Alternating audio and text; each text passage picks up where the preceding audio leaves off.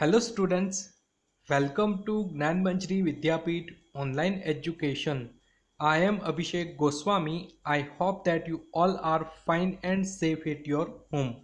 So in the last lecture we have completed our chapter number 2, and in the video lecture series we have completed chapter number 1 and chapter number 2. So I hope you understood very well about these all the topics, and in the today's lecture we will see the revision of our chapter number 1 and chapter number 2. So let's get start the topic. So first of all, in this unit we have discussed about the environment. So first of all, what is environment?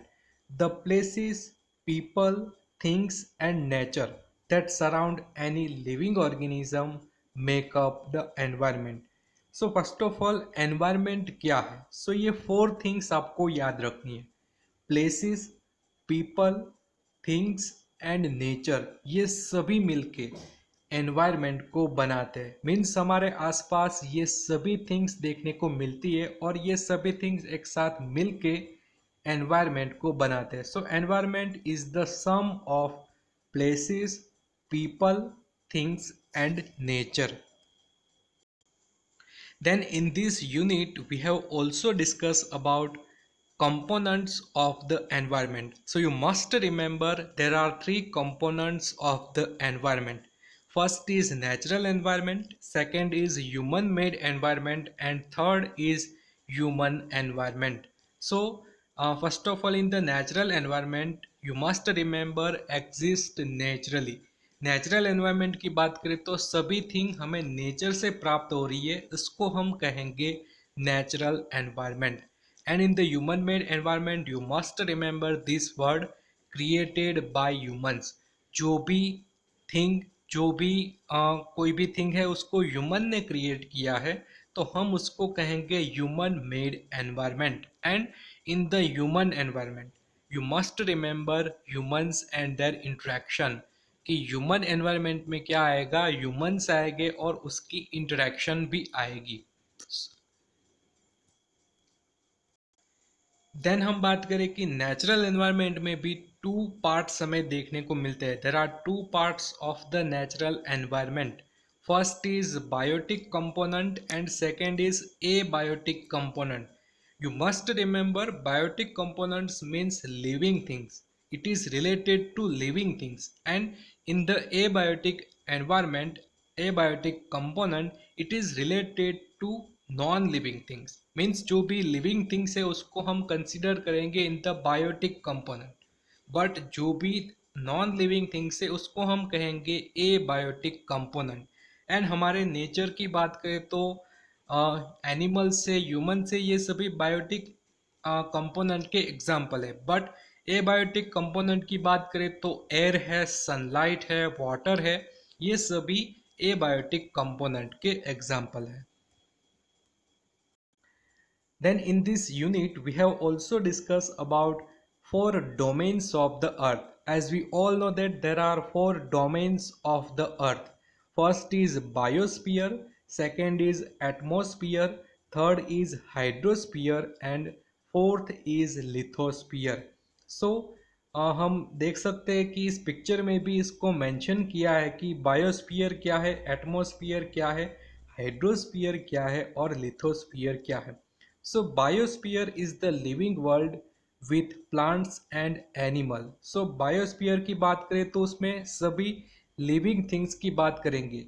Plants ये भी एक living things है, animal ये भी living है, तो ये दोनों बायोस्फीयर में इंक्लूड हो गए. देन एटमॉस्फेयर की बात करें. Atmosphere is a thin layer of air surrounding by the earth. Means हम कह सकते हैं atmosphere it is related to air and gases. जो भी गैसेस है, जो भी एयर का कंपोजिशन है, हम उसको एटमॉस्फेयर कहेंगे. देन हाइड्रोस्फीयर की बात करें, hydrosphere is the domain of water. Hydrosphere is related to water bodies.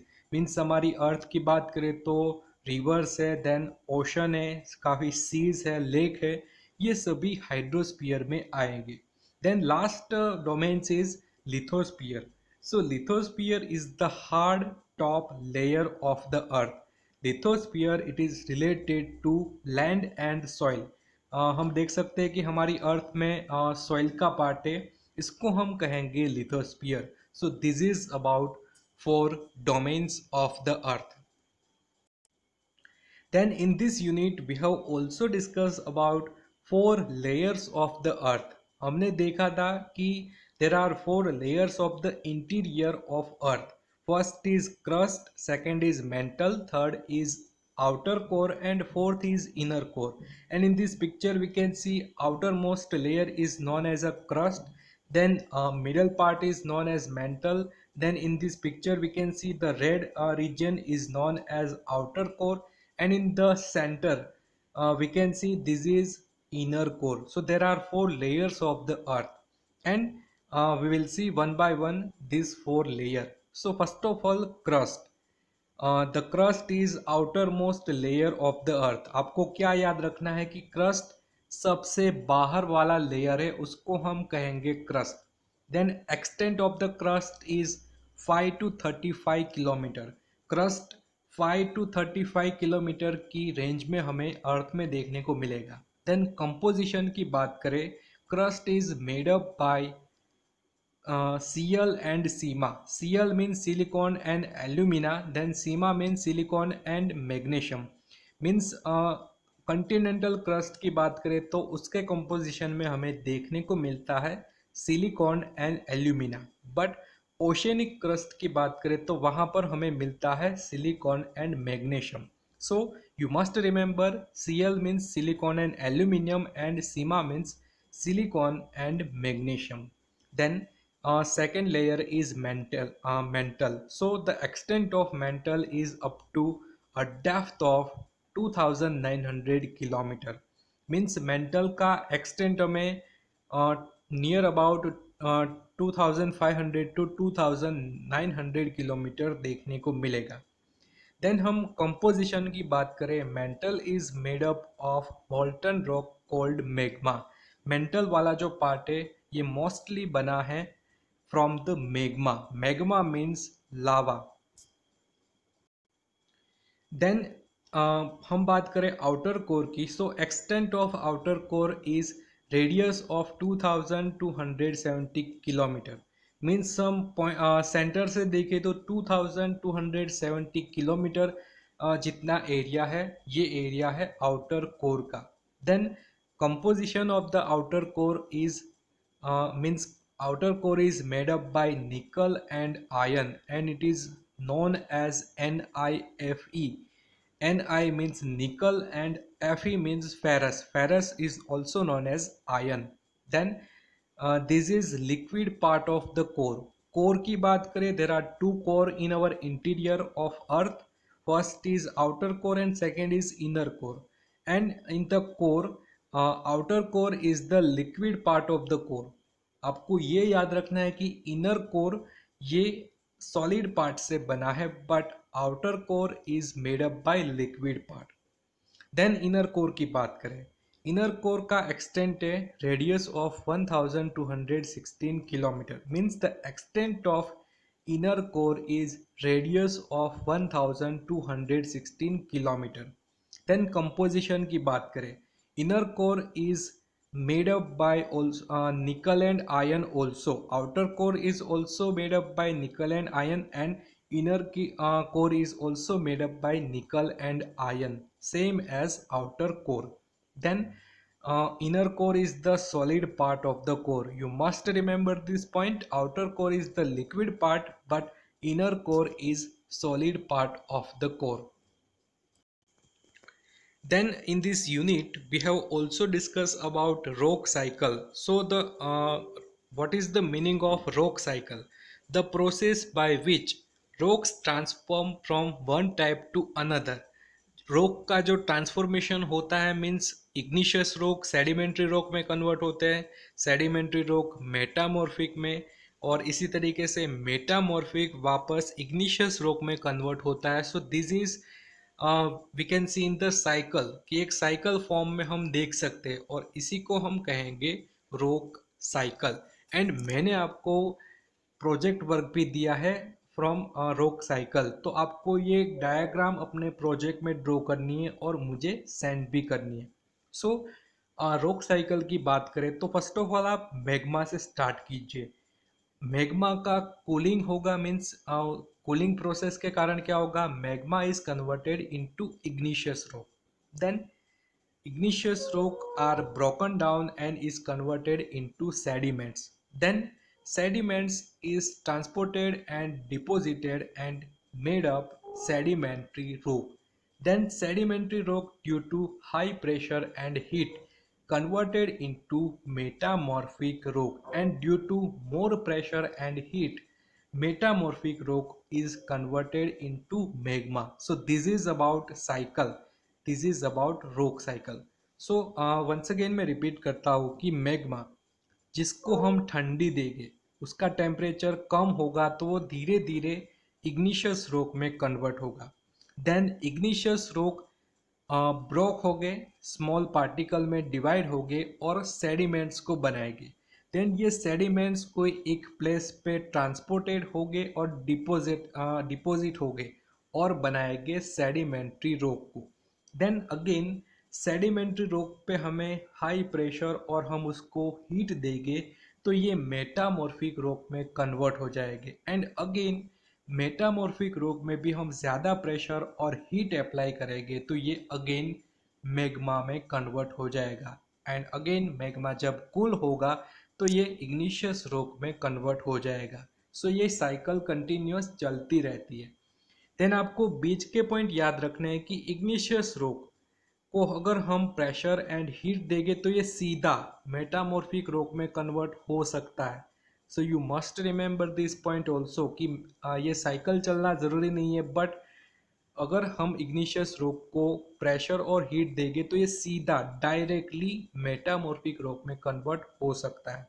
Then अगर हम मेटामॉर्फिक रॉक का उसको छोटे छोटे पार्ट में डिवाइड करें, means metamorphic rock is converted into the sediments, ये भी एक पॉइंट है। देन हम बात करें sedimentary rock is converted into magma directly due to pressure and heat.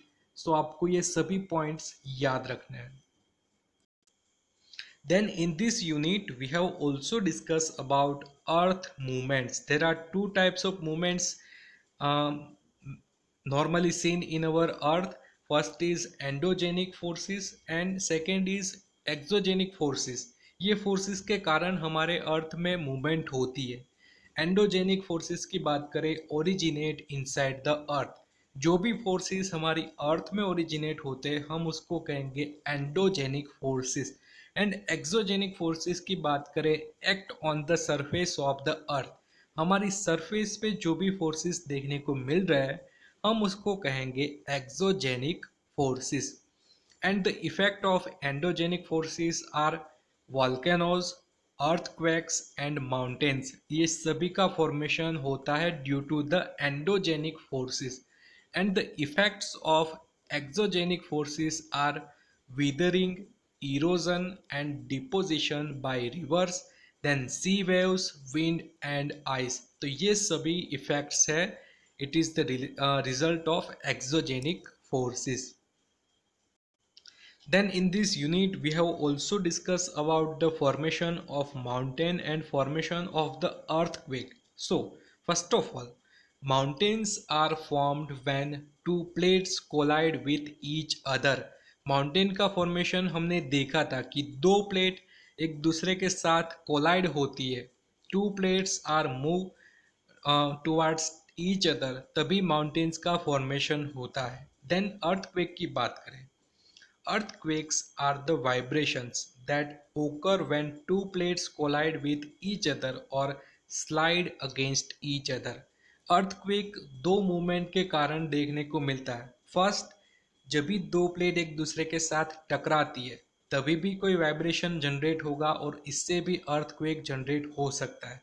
या फिर to plates slide against each other, अगर दो प्लेट एक दूसरे में स्लाइड हो रही है, एक दूसरे से स्लाइड हो रही है तभी भी अर्थक्वेक का जनरेशन होगा। सो this is about formation of mountain and formation of earthquake.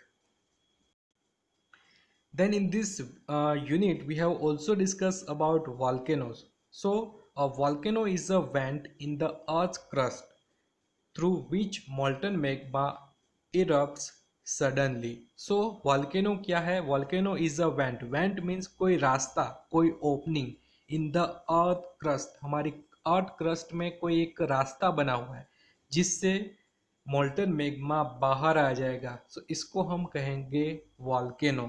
So three condition से वॉल्केनो हमें जनरली देखने को मिलता है. First is the magma from the hot spot rises upwards out of the crust. First है कि जो हॉटस्पॉट रीजन है जहाँ पर टेम्परेचर बहुत ज़्यादा होता है वहाँ पर क्या होगा, मैग्मा बाहर निकलेगा और वॉल्केनो के रूप में ये बाहर इरप्ट होगा. Then second condition, two plates move away from each other forming a gap in the crust. क्या होगा कि दो प्लेट अगर दूर जा रही है एक दूसरे से तो दोनों के बीच में एक रास्ता बनेगा, एक गैप बनेगा और यहाँ से भी मोल्टन मैग्मा बाहर आ सकता है.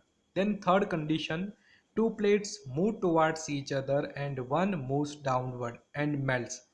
क्या होगा, दो प्लेट एक दूसरे से नज़दीक आएगी, two plates move towards each other, तो क्या होगा, एक प्लेट नीचे की ओर चली जाएगी और जो प्लेट नीचे की ओर चली जा रही है ये मेल्ट होगी क्योंकि मैग्मा में काफ़ी ज़्यादा टेम्परेचर होता है and due to the high temperature ये प्लेट है ये मेल्ट होगी और मैग्मा के रूप में बाहर आएगी. सो ये तीन कंडीशन आपको याद रखनी है for the formation of volcano.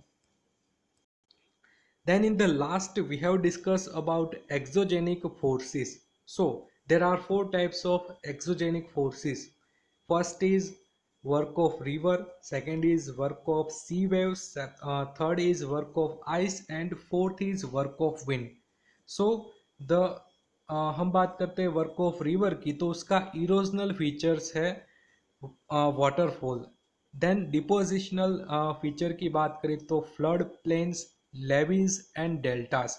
Means work of river का हम इरोजनल फीचर की बात करें जिससे इरोजन होता है तो वाटरफॉल जिससे काफ़ी ज़्यादा इरोजन होता है. बट डिपोजिशनल फीचर की बात करें कि जिससे डिपोजिशन होगा और इससे कोई लैंड फॉर्म जनरेट होगी तो flood plains, levees and deltas ये डिपोजिशनल फीचर है वर्क ऑफ द रिवर का. Then work of the sea waves की बात करें उसका इरोजनल फीचर है sea caves, sea arches and stack. हमने देखा था कि एक रॉक होता है जिसमें सी केव्स जनरेट होती है, देन सी आर्क एंड लास्ट में सी स्टेक का जनरेशन होता है. एंड डिपोजिशनल फीचर्स की बात करें तो बीचेस ये सभी डिपोजिशनल फीचर है work of the sea waves का. देन वर्क ऑफ आइस की बात करें उसका डिपोजिशनल फीचर है ग्लेशियल मोरेन्स. हमने देखा था कि जो आइस है उसके नीचे काफ़ी वाटर जमा होता है तो उसको हम कहेंगे ग्लेशियल मोरेन्स. देन हम लास्ट बात करें वर्क ऑफ द विंड, उसका इरोजनल फीचर है मशरूम रॉक्स. मशरूम रॉक्स हमने देखा था नीचे से काफ़ी इरोजन हो गया था और टॉप पार्ट में काफ़ी रॉक वाला पार्ट हमें देखने को मिलता था तो this is mushroom rocks. And work of wind का डिपोजिशनल फीचर की बात करें तो सैंड डून्स एंड लॉसे ये है depositional features of the work of wind. So in this video we have discussed about revision of our chapter number 1 and chapter number 2. I hope you understood very well about this all the topics, and if you have any doubt regarding this topic you can ask me anytime. So now this is end of the video. In the next lecture we will start chapter number 3. तब तक के लिए stay home, stay safe. Thank you.